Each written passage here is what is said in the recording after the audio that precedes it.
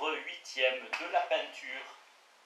De l'apparence, la sculpture imite le plus réel de l'objet, qui est la forme dépouillée du mouvement et de la couleur. Ainsi, une statue est elle-même une source d'apparence, mais purifiée. Par exemple, on peut prendre d'une statue comme d'un monument autant de vues en perspective que l'on voudra, et des changements de la lumière multiplient encore cette variété des aspects. En quoi la peinture s'oppose à la sculpture, puisqu'elle imite au contraire toute l'apparence d'un mouvement, traduisant la forme uniquement par le contour sur un plan, la couleur, le clair et l'obscur. Chacun sait que les yeux ne connaissent jamais que des signes de la forme solide, et que voir des formes, c'est interpréter des ombres, des profils et des grandeurs relatives. Seulement, comme le but est pour l'ordinaire de connaître par les yeux la vraie distance, la vraie forme et même la vraie couleur, ce qui n'est que signe est communément détaché de l'objet. Par exemple, au lieu de voir les ombres, on pense le relief, et au lieu d'apprécier les grandeurs relatives d'apparence qui font la perspective, on pense la distance.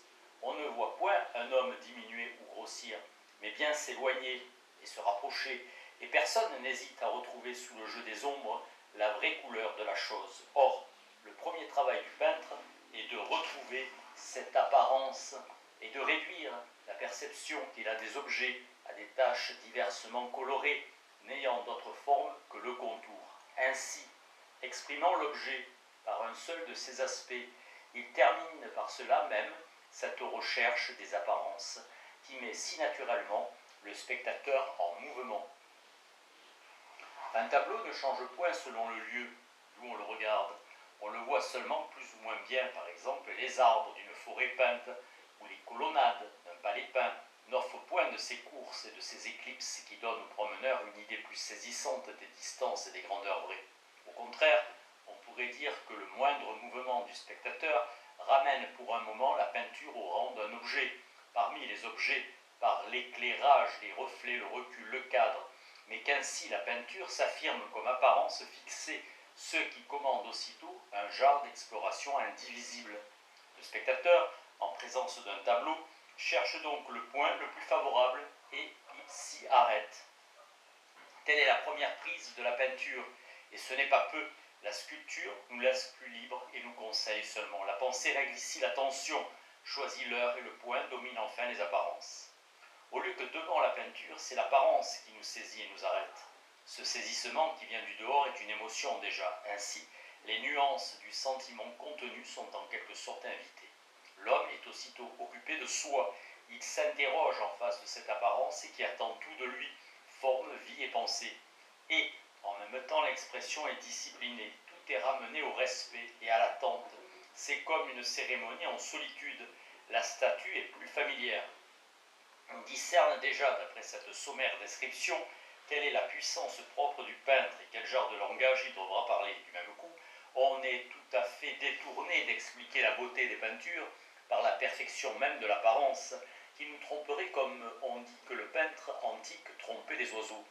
Car il serait bien facile de conduire la peinture dans cette voie, soit par un mélange de choses réelles et de choses peintes, soit par des surfaces peintes situées à diverses distances, comme on voit au théâtre, soit par des artifices stéréoscopiques, ou bien en réalisant le mouvement apparent des choses. Les figures de cire seraient ainsi des peintures plus complètes et plus saisissantes. L'expérience a déjà prononcé que les vrais peintres ne visent pas là. Si un visage peint n'avait pas une autre puissance que le visage vivant, la peinture serait un pauvre art. Mais il faut comprendre que la peinture a son langage propre et ses moyens qui n'ont point les choses réelles ni les personnes, en sorte qu'elle n'est point empêchée par ces conditions, mais au contraire aidée et fortifiée, comme la sculpture par les siennes, la musique par les siennes, la prose par les siennes. Ainsi, il est essentiel à la peinture de présenter un objet durable, ce qui n'est pourtant qu'impression et reste tel. Et cette condition, bien loin de faire obstacle à cette profondeur qui est propre au peintre, au contraire la définit sans aucune ambiguïté, car il faut que le spectateur passe de l'impression au sentiment, sans aucun commentaire extérieur. On admirera cette analyse de la nature humaine que les beaux-arts conduisent sans faute, pourvu qu'ils se soumettent aux conditions de métier qui assurent les pas de cette dialectique naturelle.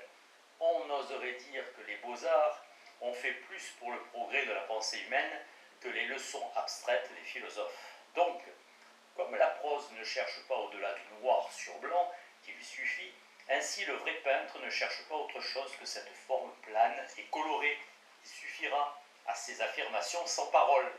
Mais les ressources de cet art sont si étendues et le savoir-faire s'y développe si naturellement que peu d'artistes renoncent tout à fait à ces artifices qui trompent l'œil. C'est de la même manière que les écrivains et les poètes ne se privent pas toujours assez d'imiter les bruits. Les maîtres ont d'autres secrets. De la couleur. La couleur est le seul moyen du vrai peintre. Il vise à faire un objet avec des enduits colorés seulement. Un objet, c'est-à-dire quelque chose qui ait sa place, sa grandeur, sa forme et sa nature propre, tout cela exprimé par ce qu'il y a de plus fugitif dans l'apparence peut-être. Cette magie suppose deux opérations. Il faut conquérir d'abord l'apparence et ensuite la fixer. Conquérir l'apparence d'abord. Ici, le langage et l'interprétation des signes colorés nous trompent beaucoup plus qu'on ne croit. D'abord, nous choisissons une couleur dominante pour chaque chose qui devient le signe de ses autres qualités. Nous disons qu'un abricot est d'abord vert et qu'il est jaune quand il est mûr. Le lys et la rose expriment assez la couleur d'un visage jeune et sain. Les arbres sont verts, le ciel est bleu. Si pourtant vous comparez deux bandes du ciel à des hauteurs différentes, en interposant quelque objet neutre entre les deux, vous verrez deux couleurs bien différentes. Bleu pur ici, bleu violacé là. Il est bien plus visible que la couleur du visage. Le plus frais se compose de jaune et de rose fort variés, joints à des touches de bleu et même de vert. Encore ne tenez-vous pas compte du voile que l'atmosphère y met dès que l'on regarde d'un peu loin. Il est impossible pourtant que la couleur d'un visage n'en soit pas modifiée, puisque nous voyons une plus grande épaisseur d'air colore en rouge le soleil et la lune, et en bleu les montagnes et les forêts à l'horizon. La loi des contrastes complique encore l'apparence. Une ombre à côté d'une lumière jaune paraît souvent violette. Et au contraire, deux couleurs presque semblables s'atténuent encore par leur voisinage. Et enfin, l'intensité de la lumière pousse toutes les couleurs au blanc, comme on sait. De là vient qu'un ciel couvert ravive les couleurs des champs et des prairies. Mais pour l'ordinaire, on ne remarque pas ces différences. Chacun, au contraire, cherche la nature même de la chose et pense la couleur d'après la forme, disant que cette forêt est verte, ces toits rouges, cette route grise. Le peintre doit apprendre d'abord à considérer la couleur seulement, en oubliant l'objet, en vue de nous représenter l'objet par la couleur seule, en quoi il résiste au mouvement naturel de la pensée, qui toujours écarte le signe et se présente la chose. Et il est si difficile de ne point penser que le peintre tombe souvent d'un préjugé dans un autre, disant que toute ombre est violette, qu'il y a du vert dans une barbe rousse, et ainsi du reste. Et il est presque impossible que le pinceau ne sème pas un peu partout ce que l'œil a saisi quelque part un petit moment, surtout si l'alliance des couleurs est touchante, par elle-même, comme il arrive. La mode et l'imitation triomphent aisément ici, parce que les véritables couleurs sont difficiles à voir, et qu'au surplus, le peintre seul a pu les voir. Que ces couleurs naturelles changent d'un moment à l'autre, c'est ce que l'on peut comprendre aisément. La lumière change selon la saison, l'heure et le nuage, et la couleur de toutes les choses est aussitôt modifiée. Comme ce changement se fait peu à peu, il arrive qu'on croit découvrir enfin ce qui vient de naître, et périt déjà. Il arrive aussi qu'on s'en tienne à une apparence d'un moment qui a plu, et que l'on a pu nommer. Et c'est une occasion de plus de tomber dans quelque système paradoxal. D'autant qu'il faut bien choisir, retenir et en quelque sorte reconstruire, puisqu'il faut fixer l'apparence. Il est donc bien facile au peintre de se mentir à soi-même. Et c'est par là qu'une forte tête et un sévère jugement sont nécessaires aussi au peintre. Mais il n'en use pas comme le sculpteur, dont le travail ressemble plutôt à l'investigation, car il va au vrai de la chose. Le peintre serait plutôt contemplatif, il me semble, et son jugement serait plutôt critique, et contre ses propres pensées, car il doit se défier de toutes. C'est ce qu'exprime fortement le métier de peintre, qui est de retouche. Le sculpteur travaille d'après l'ébauche, toujours suivant l'idée autant qu'elle est déterminée par la première attaque de l'outil. Mais le peintre travaille d'après le sentiment immédiat et par essai sans aucune anticipation. Il ne faut pas ici considérer ces genres de peinture qui ne retouchent guère et qui ne sont que du dessin colorié, comme le marbre et la matière du sculpteur, mais non par la glaise. Ainsi, la pâte colorée est grasse et la matière du peintre. C'est pourquoi l'œuvre du peintre est la plus longue.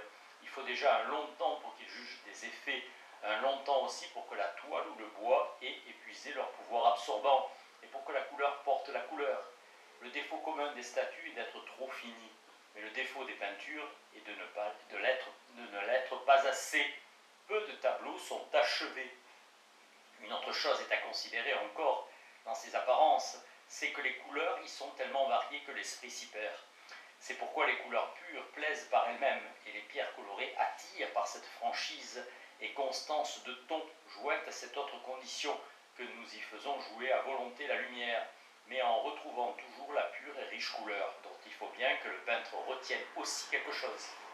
Les fleurs plaisent par la franchise du ton et la vigueur des contrastes, ou bien par les passages d'une nuance à l'autre dans le même ton, selon des formes symétriques. Dans les ornements peints, l'artiste recherche principalement les couleurs riches et les brillants contrastes.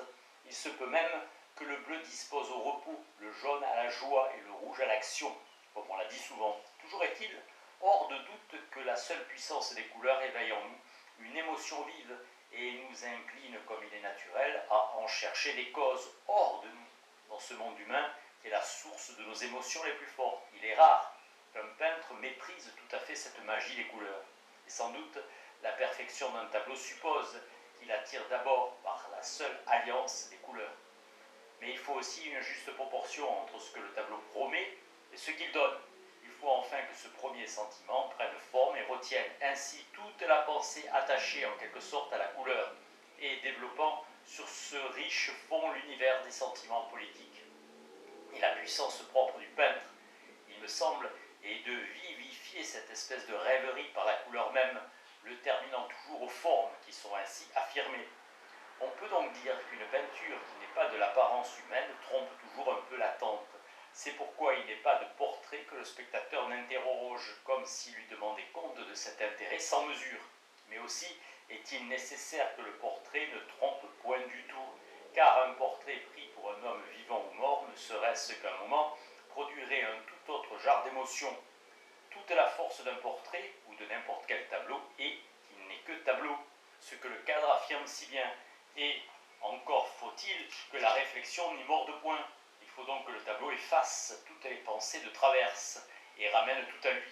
À quoi aident ces couleurs riches qui retiennent la forme en quelque sorte au niveau du sentiment. C'est pourquoi aussi le portrait est la perfection de la peinture. Des formes.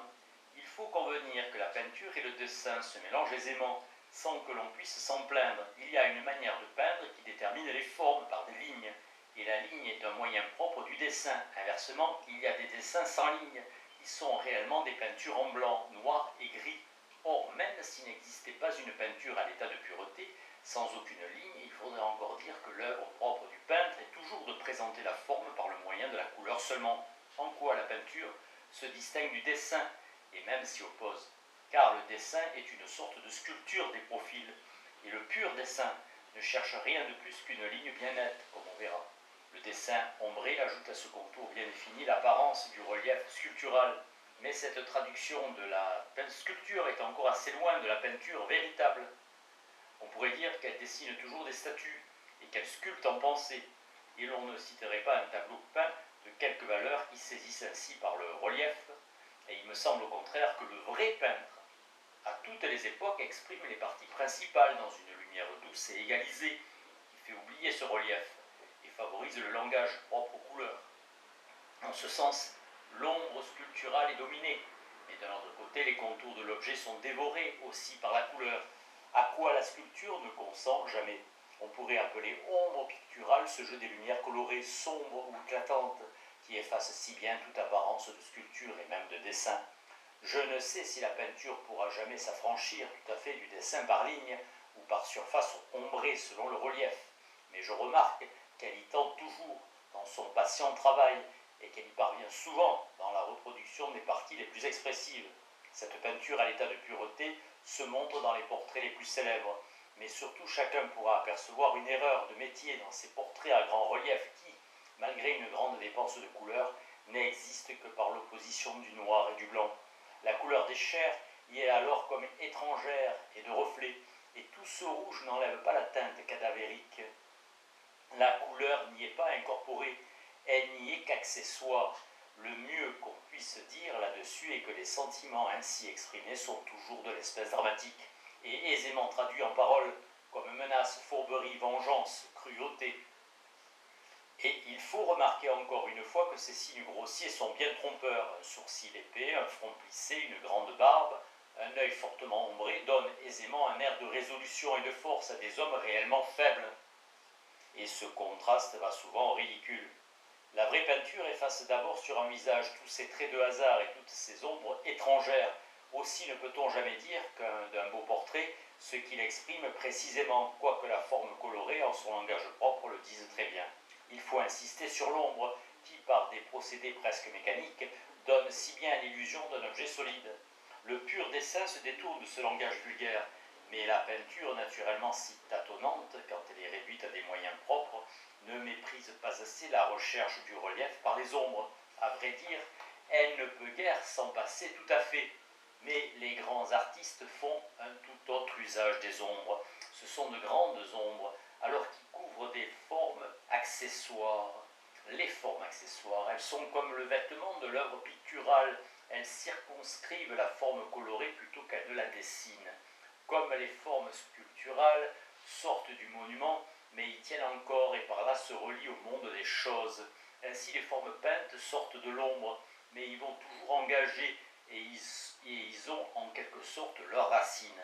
Le célèbre problème des valeurs, qui voudrait bien correspondre à toutes les touches colorées à un certain degré de blanc ou de noir, résulte d'un préjugé de dessinateur ou de graveur qui n'a guère cessé de poursuivre le peintre. Si l'on y joint cet autre préjugé que la peinture a pour fin d'imiter exactement les apparences, on s'explique les lents progrès de la peinture et la décadence dont elle est frappée dès que les peintres méditent autrement que le pinceau à la main. Car la peinture est l'expression immédiate du sentiment par la forme colorée, et comme le sentiment ainsi rassemblé en sa transparence n'est pas exprimable par le discours, le peintre ne peut rien préméditer. Il cherche seulement à traduire en force affirmative cette expression qui est parfois saisie dans le regard, autour du front et des tempes et sur le bord des lèvres, et que l'art du sculpteur efface d'abord. Or, cette victoire du peintre n'est possible que par préparation, essai et retouche pendant un long temps, et sa fin est de retrouver et fixer sur la toile ce que son modèle montre et dérobe d'instant en instant. Ces remarques assez obscures peuvent retenir néanmoins quelques observateurs de portraits assurés depuis longtemps qu'aucun procédé photographique n'approche de la peinture, et qu'au surplus, un portrait véritable parle aussi bien et peut-être mieux à ceux qui n'ont point connu le modèle. Mais si l'on comprend que la forme peinte est expressive par la couleur seulement, on comprendra aussi combien cette pâte colorée doit être riche et profonde dans ses dessous, afin de donner force d'objet à ce qui est fait naturellement des plus fugitives apparences. Qu'il soit permis de n'en dire pas plus long sur ce difficile sujet.